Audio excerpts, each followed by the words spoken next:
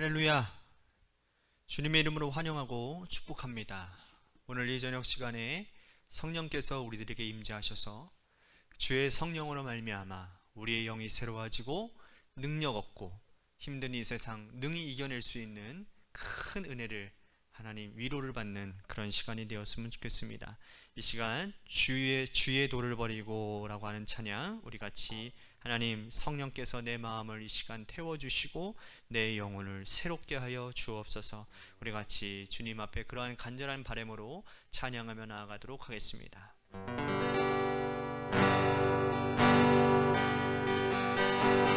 주의 도를 버리고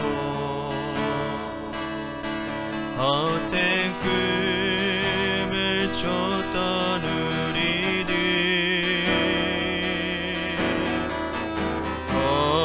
거짓과 교만한 마음을 용서하여 주소서.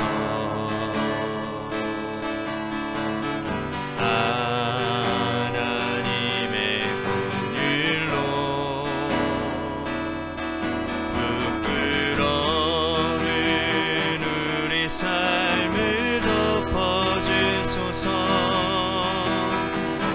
우리의 소망, 우리의 구원 주께 간구합니다. 성령의 불로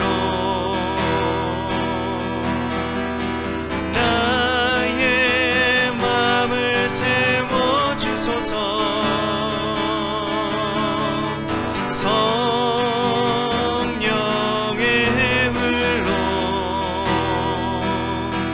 나의 영혼 새롭게 하소서. 심한 고난을 받아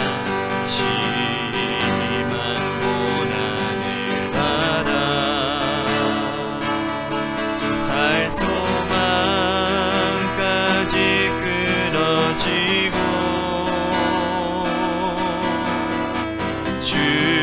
죽음과 같은 고통에서 주를 보게 하셨네.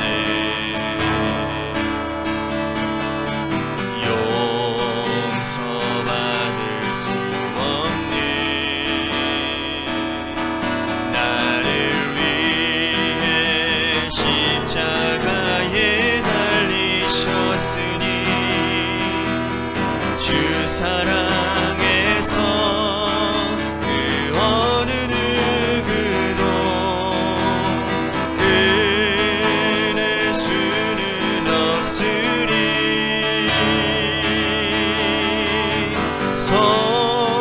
성령의 불로 나의 마음을 태워주소서. 성령의 불로 나의 영혼 새롭게 하소서. 성령의 불로 성령의 불로 나의 마음을 태워주소서. 성령의 불로 나의 영혼 새롭게 하소서.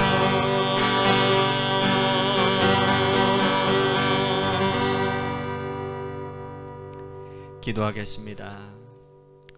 하나님, 오늘 주의 성령께서 우리의 상한 마음, 또 우리들이 헛된 꿈을 쫓아 하나님의 뜻에 하나님 멀어졌던 우리들의 교만한 마음, 부끄러운 우리들의 모습들, 이 시간 주의 성령 가운데서 다 불태워 주시옵시고 새롭게 하시고 우리를 하나님의 소망 가운데로 인도하시는 그 놀라운 주님의 구원의 손길을 하나님 주의 성령을 통해 위로받고 하나님 인도함 받을 수 있는 귀한 이 시간이 될 수 있기를 간절히 소원합니다. 우리 사랑하는 성도들 위로하여 주옵시고, 우리 사랑하는 성도들이 하나님 앞에 간구하는 기도 제목 가운데 하나님 하늘의 은혜가 있게 하시고 응답의 역사로 하나님을 영광 돌리는 귀한 시간이 되도록 이 시간을 사용하여 주옵소서. 사랑이 많으신 예수님 이름 받들어 간절히 축복하며 기도하옵나이다. 아멘. 오늘 하나님께서 우리들에게 주신 말씀 보도록 합니다. 로마서 8장 26절 말씀부터 30절 말씀까지 보겠습니다. 로마서 8장 26절부터 30절 말씀까지 우리 같이 보겠습니다. 우리 같이 한 목소리로 다 함께 봉독하겠습니다. 시작. 이와 같이 성령도 우리의 연약함을 도우시나니 우리는 마땅히 기도할 바를 알지 못하나 오직 성령이 말할 수 없는 탄식으로 우리를 위하여 친히 간구하시느니라. 마음을 살피시는 이가 성령의 생각을 아시나니 이는 성령이 하나님의 뜻대로 성도를 위하여 간구하심이니라. 우리가 알거니와 하나님을 사랑하는 자 곧 그의 뜻대로 부르심을 입은 자들에게는 모든 것이 합력하여 선을 이루느니라. 하나님이 미리 아신 자들을 또한 그 아들의 형상을 본받게 하기 위하여 미리 정하셨으니 이는 그로 많은 형제 중에서 맏아들이 되게 하려 하심이니라. 또 미리 정하신 그들을 또한 부르시고 부르신 그들을 또한 의롭다 하시고 의롭다 하신 그들을 또한 영화롭게 하셨느니라. 아멘. 할렐루야. 오늘 이 저녁 시간에도 하나님의 은혜를 사모하셔서 이 자리에 나오신 여러분들에게 하나님의 신령한 은혜와 축복이 함께 하시기를 바라겠습니다.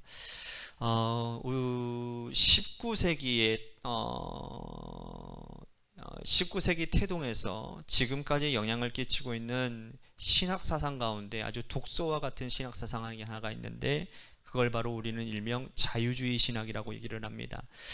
쉽게 말씀드리면 신본주의가 아니라 인본주의를 주장하는 겁니다. 이건 뭐냐 하면 인간을 무한 긍정하는 거예요. 이해가 되시죠? 그러니까 인간의 이성을 더할 나위 없이 믿고 의지하고 긍정하는 그런 사상입니다.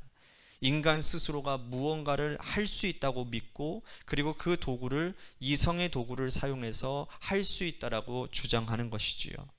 그렇지만 여러분 이 신학이라고 하는 큰 틀에 보면 이것은 잘못되어져도 굉장히 잘못된 겁니다. 왜? 신학의 시작은 어디서부터 시작되는 겁니까? 하나님의 계시로부터 시작되어져야 되거든요. 하나님의 계시는 하나님께서 보여주신다라는 의미를 가지고 있습니다. 하나님이 보여주시고 들려주시는 것으로부터 신학은 시작되어져야 됩니다.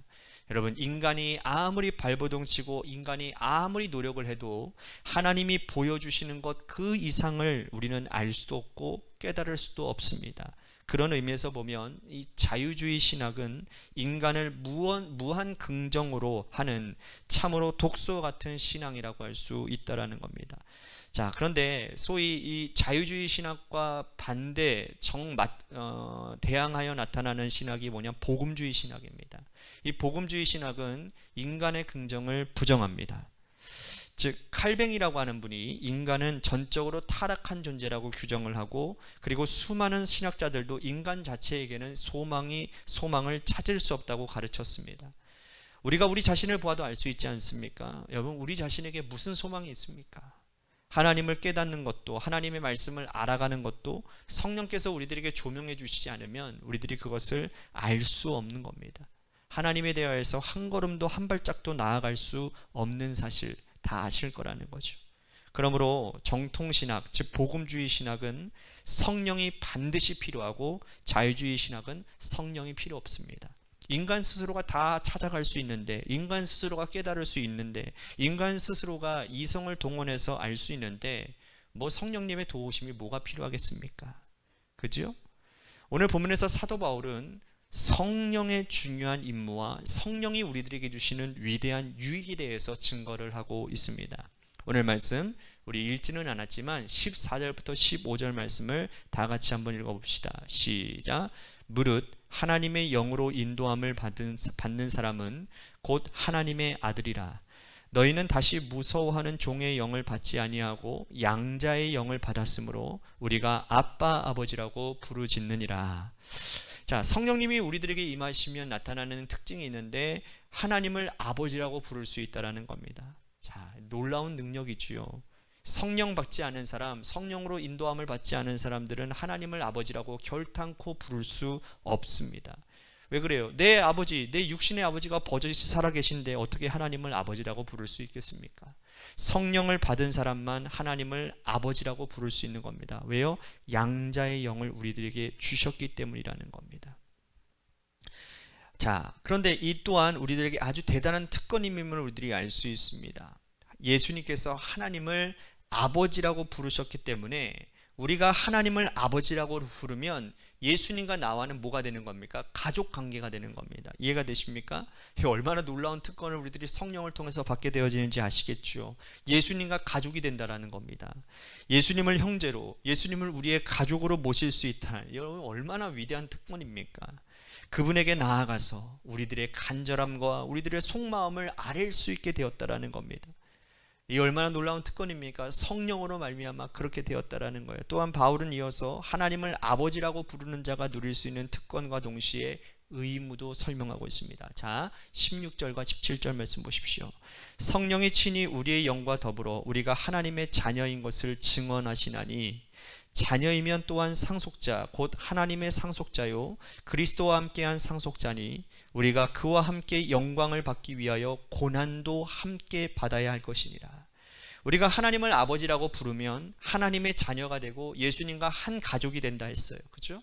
그러면 우리는 당연히 하나님의 상속자가 되는데 하나님의 상속자는 오늘 말씀해 보니까 뭐래요? 영광을 누리게 된다는 겁니다. 하나님의 영광이 다 우리의 것이라는 거예요.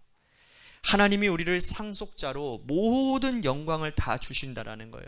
여기까지는 우리들이 상상만 해도 어때요? 너무나도 좋죠. 행복하죠. 행복합니다. 그런데 동시에 의무가 있다라는 겁니다. 그 의무는 뭐냐? 바로 고난이라는 거예요. 영광과 고난은 동전의 양면과도 같은 것이어서 한 가지만 취하고 나머지는 버릴 수 있는 게 아니에요. 영광을 취하기 위해서는요, 고난도 함께 받아야 된다는 겁니다. 예수 그리스도께서 그러지 않았습니까? 하나님이 당신의 아버지가 되시고 하나님을 아버지라고 부르셨기에 예수 그리스도는 고난의 십자가를 지셔야만 했습니다.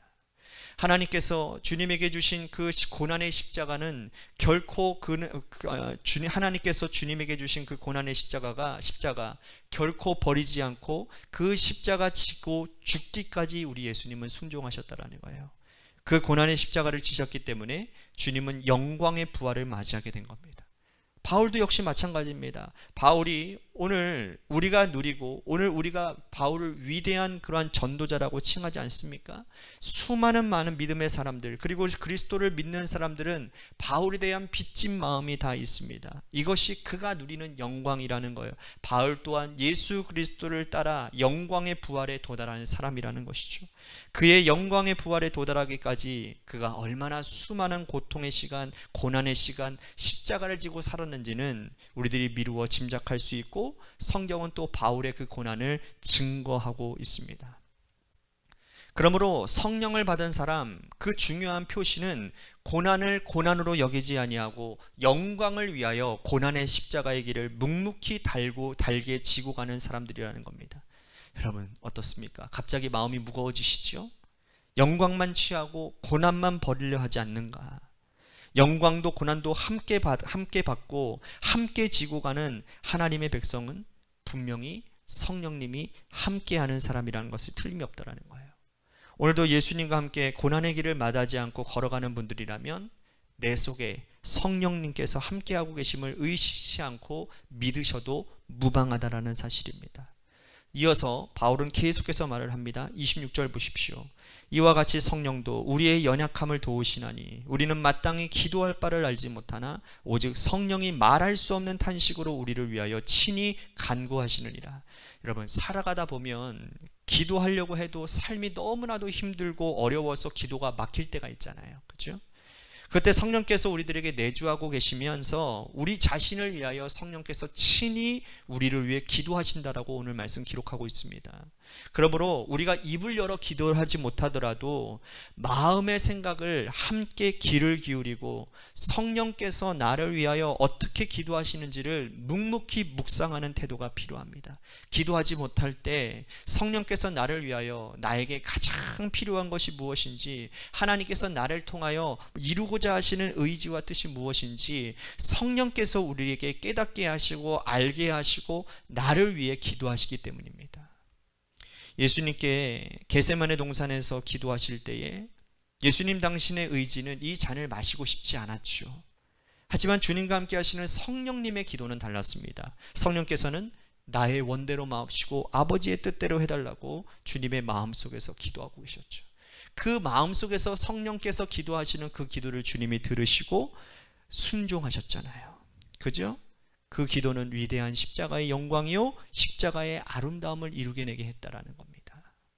우리가 기도할 때에, 기도가 막힐 때라도 여러분 기도를 포기하지 않아야 될 이유는 뭡니까? 성령께서 친히 우리 자신을 위해 지금도 기도하고 계시고 지금도 간구하고 계시기 때문입니다.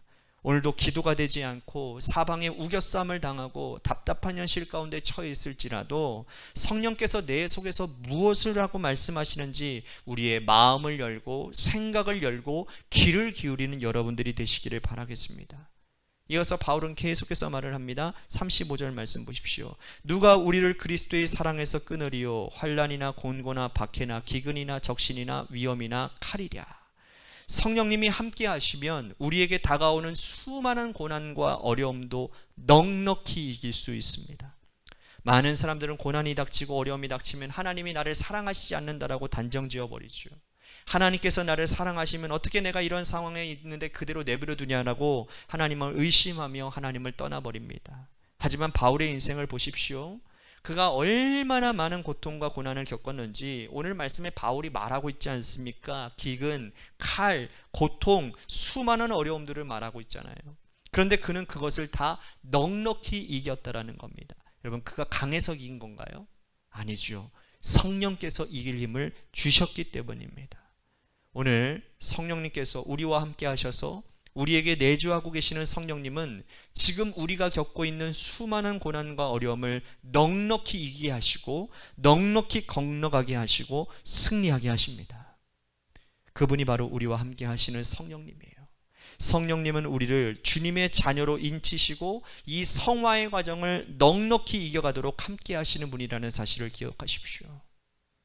사도 바울은 로마서에서의 칭의와 성화의 과정을 치열하게 설명하고 있습니다. 칭의는 한순간에 일어나는 것이지만 성화의 과정은 길고 지루하고 어려운 과정이에요. 이 어려운 성화의 과정을 이길 수 있고 넉넉하게 승리할 수 있는 길은 오로지 성령 하나님을 붙들고 나아가는 길밖에 없습니다. 우리의 힘과 능력으로는 이 어려운 성화의 삶을 살아낼 수가 없는 겁니다. 사랑하는 성도 여러분, 그래서 오늘 성령님을 구해야 됩니다. 내 안에 내주하시는 성령님 나와 동행하여 주시고, 하나님, 나는 하나님 성령님께서 내 안에 내주하시는 것조차도 느끼지 못하고 살아갈 때가 참 많습니다. 그래서 성령님이 내 안에서 탄식하시고 나를 위해서 기도하시는 그 간구하심을, 하나님의 뜻을 우리들이 깨닫지 못하고 살아갑니다. 주님, 이 시간 그것을 깨달을 수 있는 영적인 민감함을 허락하여 주옵소서. 내 안에 내주하시는 성령님을 바라보며 날마다 깨어 하나님께서 바라시고 원하시는, 그리고 하나님 나의 삶의 고난 가운데서도 넉넉히 이기게 하시는 그 놀라운 역사를 경험하는 내가 되게 하여 주시옵소서라고 오늘 이것 가지고 우리 같이 기도했으면 좋겠습니다. 또 한 가지, 우리 관악교회를 위해서 여러분들 기도해 주시고, 마지막으로 여러분들의 삶의 자리와 여러분들의 자녀들을 위해서 기도하시다가 돌아가시기를 바랍니다. 우리 같이 함께 기도하겠습니다.